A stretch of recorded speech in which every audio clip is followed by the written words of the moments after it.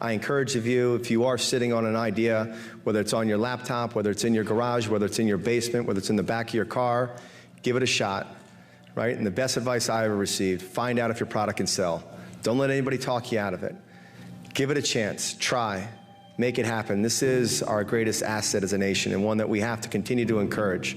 You don't have to go broke, you don't have to bet everything on it, but you can start one day at a time, taking a chance and seeing if you too can build a great company.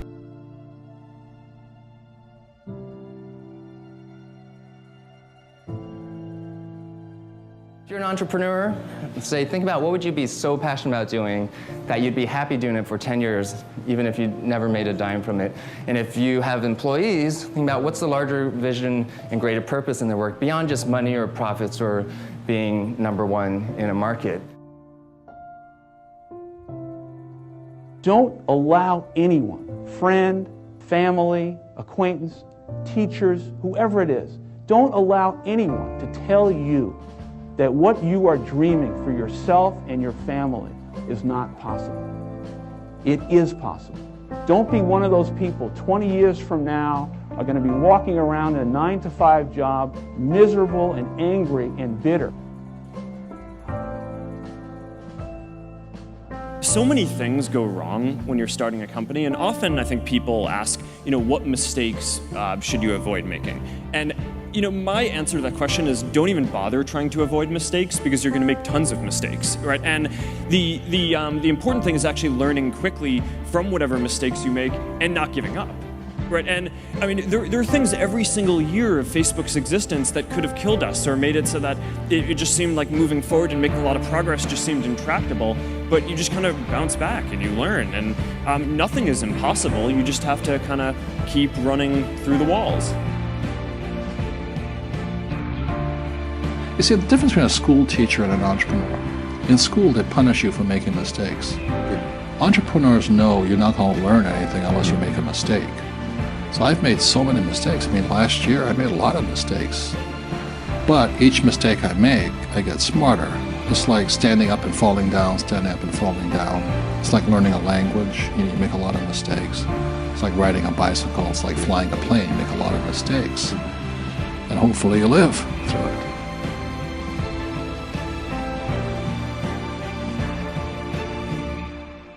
I think people that look for great ideas to make money, aren't nearly as successful as those who say, okay, what do I really love to do? What am I excited about? What do I know something about?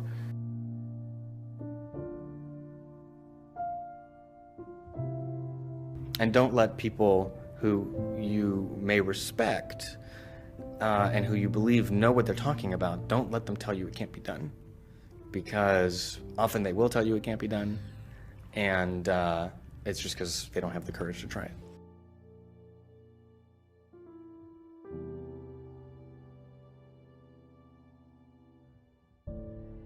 I think too is you got to make sure that whatever you're doing is a great product or service. The standard is lower for your product or service, but if you're entering anything where there's an existing marketplace against large entrenched competitors, then your product or service needs to be much better than theirs. It can't be a little bit better, because then you put yourself in the shoes of the consumer and they say, why would you buy it as a consumer? You're always going to buy the trusted brand unless there's a big difference.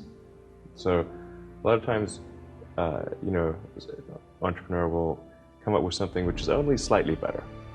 And it can't just be slightly better. It's got to be a lot better.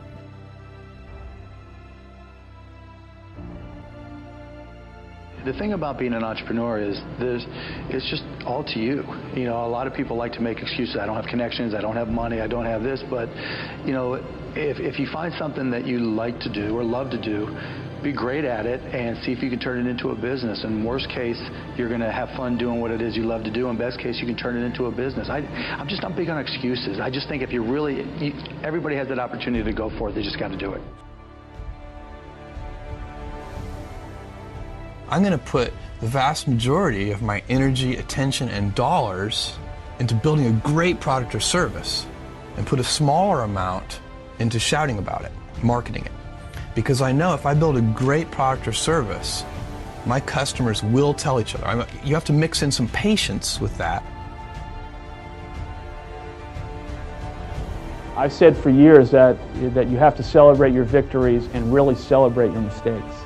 And what I mean by that is that you have to learn from the mistakes that you make, and you've got to create an environment where people are not afraid to take a risk and not afraid to do things that are beyond what the expectations are. At the same time, you've got to set up a framework for how those things are managed and judged and evaluated. Anytime an obstacle presented itself, I used it to my advantage and made it work. And I never heard the word no. If I heard the word no, it meant maybe. Then I made maybe yes. Well, you just got to put one foot in front of the other. And, sometimes I think, even for myself, it's easy to become distracted a little bit and start trying to look at what the final picture is going to look like. And, when you do that, you can easily become frustrated with where you are at the moment. So, my advice is just to focus on each day. And, you have a plan in place of how you want to improve and how you want to get better. And you stick to that plan and trust the fact that, every day that you stick to the plan, it'll get you to your end result.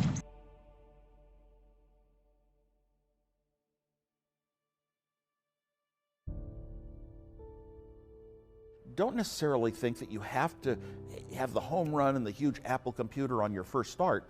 I spent a long time in my life with skills just building little devices for fun. For fun is one of the key things, because that drives you to think and think and think and make it better and better and better than you ever would if you're doing it for a company. Build things at first for yourself that you would want.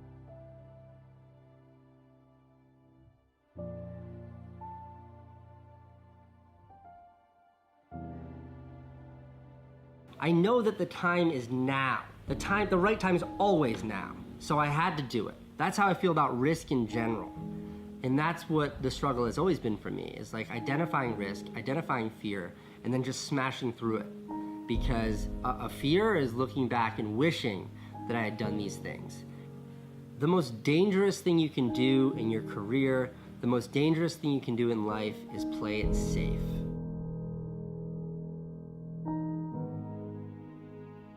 Mistakes are good things. Mistakes are good things, meaning if they're made in learning. In other words, mistakes are how we learn, because mistakes produce pain. And if you produce that and you convert that to learning, like for example, punishing people for mistakes is bad because they hide things. Where if you were to say to your kid who makes a mistake, the only thing you have to do is tell me what would you have done different in the future, and then we'll be good. That makes that a learning process. Or weaknesses. Everybody has has a number of weaknesses. The great people that I've seen in almost any area always have weaknesses. They just have known what their weaknesses are and have ways of getting around those weaknesses.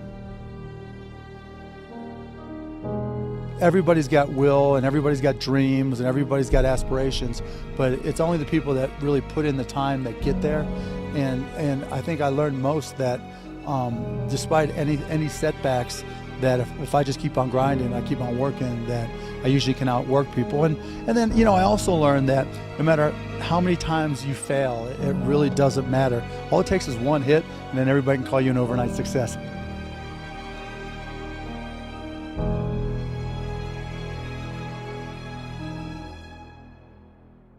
Focus, we talked about today was just, in my office, I run my company much like a team. In sales and marketing is like offense, and manufacturing distribution is like defense, and finance and IT are like the special teams. But what you find out is that all those pieces, the companies that win are the ones that communicate the best. And it's not one team's on the field at a time, we're all on the field at the same time. And so I think the ability, number one, to communicate, and number two, to focus. Too often, I get pulled all the time of, what you guys should make is you should make one of these or make one of those, and why don't you do anything for pets, and how could you go there? Great brands are like great stories, and every great story has a beginning, a middle, and an end. And our job is to make sure that every chapter of our stories makes sense to the one in front of it, and makes sense to the one after it.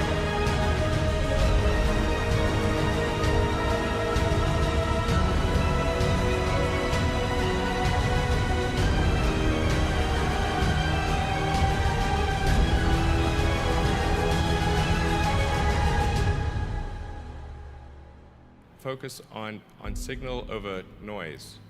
A lot of companies get confused. They spend money on things that don't actually make the product better. So, for example, at Tesla, we've never spent any money on advertising. We put all of the money into R&D and manufacturing and design to try to make the car as good as possible. I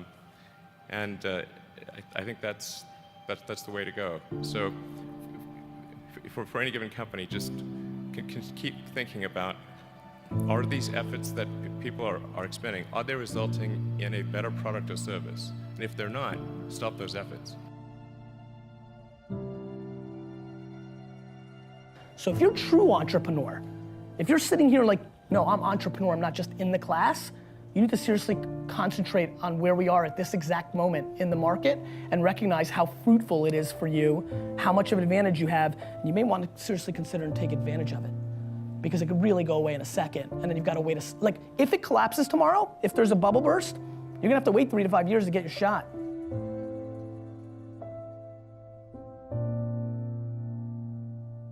I have learned that courage is the most important attribute of a great leader.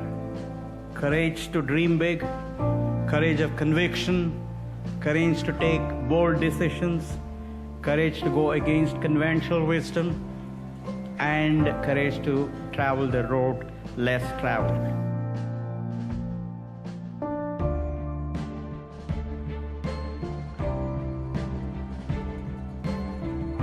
Do everything you can to survive and not to give up. As long as you tried everything you can, then if you fail, you'll sleep okay and you'll pick yourself up and you'll learn, when things are better, you'll learn from your mistakes and you'll start again. If, on the other hand, you give up too readily, you'll forever kick yourself. I wish you all the best of your best in your quest to, because I'm afraid there's going to be a lot of people who will fail. I think the other important thing is just not to take failure too seriously. It's something that happens to something like 80% of all small business people fail. You either go into Chapter 11 or actually go bankrupt. And that's a lot of people. And some people take that really badly. And they should realize that the important thing is just to learn from it and come back and start again. And an awful lot of really big multi-millionaires and billionaires who've been through 2 or 3 bankrupt companies in their lives have learned from them and have come back stronger.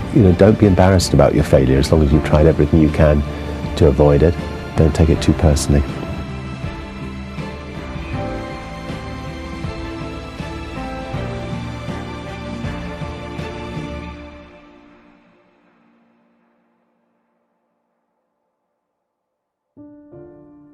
This is going to happen, and I know I have the skills and I have the knowledge and I have the instincts to dig myself out of this hole. You will dig yourself out of the hole. You have to control the situation. Don't let the situation control you.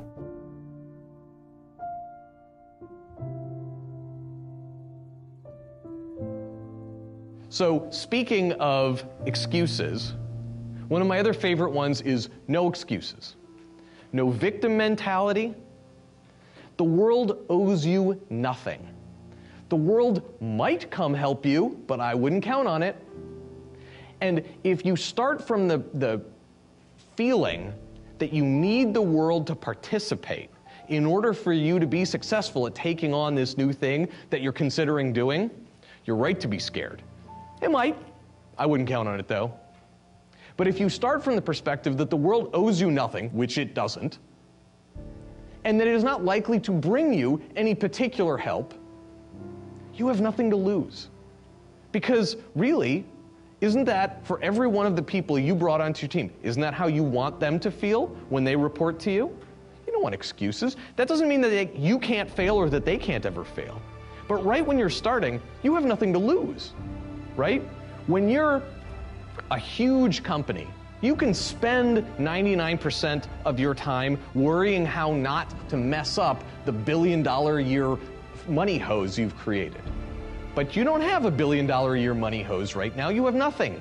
So you can't lose. Spend 99% of your time imagining what would happen if things went well and planning for that. Because there's no downside. It's like a free option on an adventure.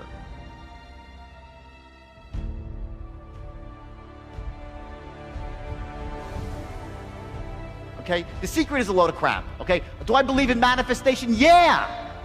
Damn straight I do. But you got to take action. I'm one of those unfortunate people. I tried it. I really did. I swear I tried it. I read the books, well, let me try, you know? So I sat there and I prayed for the check, never came. But when I went out and started taking action, guess what? The check came with an extra couple of zeros.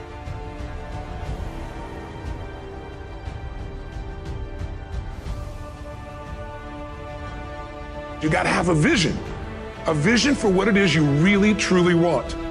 Not what you think you want or what you should have. I mean, what are most people's New Year's resolutions? I'm going to stop eating sugar. I'm going to stop smoking. I'm going to lose 10 pounds. The problem with that is it's not very inspiring for most people. It's not telling you what you're going to get. It's only what you're not going to do. And it's kind of hard to have you move forward with that. A vision is about what you're here to create. A vision that really works is one that excites you.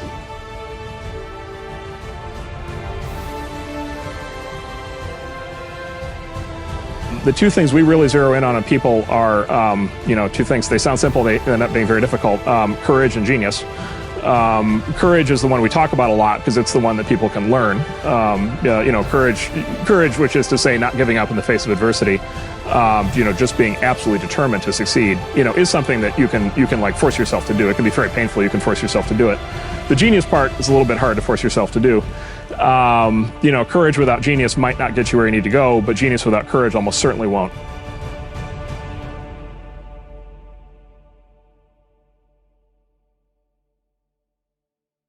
The most common error that I see in reasonably successful businessmen and women are that they try to do too many things and focus on the few, not the many.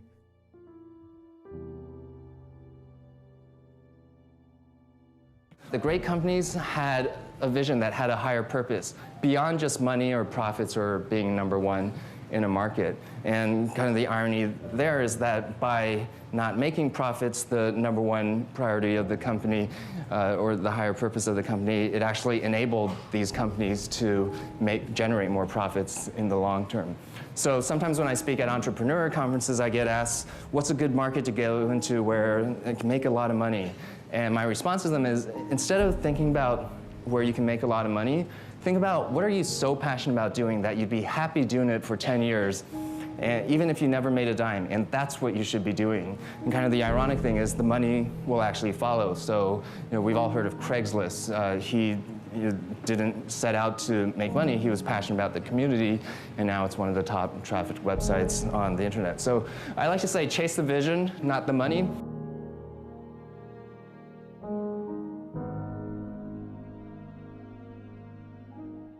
Most people, and here's the irony, is that most people don't have a compelling vision for their own future. They don't. They move through life setting goals.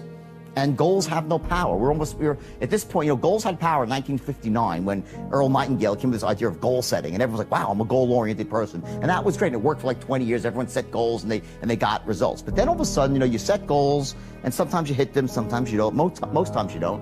Okay, and that's okay. But goals almost became like a synonym for like, oh, I'm going to set a goal, and who gives a shit what really happens afterwards. And it almost is synonymous with failure now, goal setting. There's something above, and I believe in setting goals, but there's got to be something above your goals. And that's your vision for the future. And it's not just about, it doesn't have like an ending point. It's about the world being a certain way. And that's inspiring to you. When you truly have a vision for your future that inspires you, you're going to jump up out of bed in the morning and feel great about going at life versus being miserable and going to a job you hate or living a life that doesn't empower you and just, every day moving through just almost like an automaton, not really, having the zest and the greatness of life. And I'm guilty. I've been there myself when I felt like I didn't really have a compelling vision for my own future and I felt like I was wallowing. But at least I'm conscious of that. Once you become conscious of that, you can consciously create a vision for your future. It doesn't happen in 1 minute or an hour. You write it down, you work on it when you finally hit on it, how you know you got it? When you read it back to yourself, your vision statement, and it moves you and you feel inspired. Okay, and so few people have that, and what happens is every human being is thirsty for a vision. Everyone is.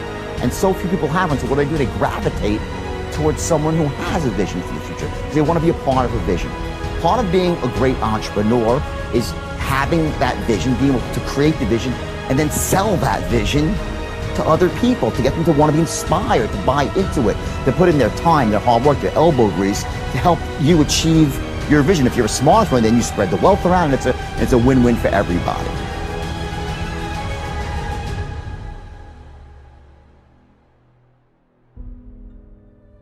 It's not enough to have a great idea and the focus and the conscientiousness to see it to fruition. You must have the strength and the resolve and the courage to pursue that idea even when the rest of the world thinks you're insane. Time and time again, if you look at the stories of extraordinarily important entrepreneurs, there is almost always a moment when they are the only ones who believe in the value of what they're doing. You know, I tell in my book the story of my book, David and Goliath, the story of Ingvar Kamprad, the guy who founds IKEA. And the crucial moment in the story of IKEA is when he faces a boycott from the other furniture manufacturers in Sweden, and he's about to go out of business. And in desperation, he moves his operations across the Baltic Sea from Sweden to Poland and sets up shop in Poland. And that's what IKEA is. IKEA is essentially furniture shipped flat, made in Poland. That's the original elevator pitch for IKEA. What's interesting about that is he does it in 1961. At the height of the Cold War, at a time when East and West, communist world and free world are closer to outright war than at any other time in history, a guy living in the West, Sweden, crosses the pond to Poland, the Iron Curtain, and sets up shop. You cannot imagine what a controversial move that was. That would be like Walmart opening operations in North Korea. Literally, it's on that level of kind of eyebrow raising, you've got to be kidding me, who is this guy kind of thing. But he does it, and he persists, and he turns his back on all those critics. Why? Because he is a deeply disagreeable person. Didn't need people to agree with him, right? And that's how he's able to build IKEA into this extraordinary runaway success story. That's very hard to do.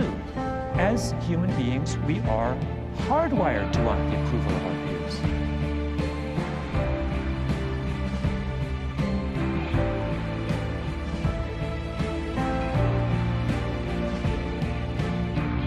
You cannot lose by taking action. You can only lose by not taking action. I think the great majority of people surrounded by the greatest opportunities in the best country in the history of man on earth who don't succeed are people who are on the island.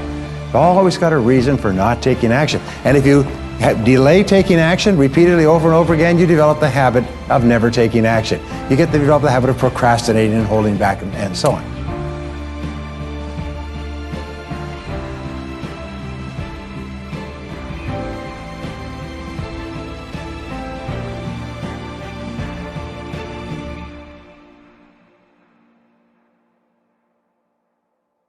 So many people talk about doing something or say, what if?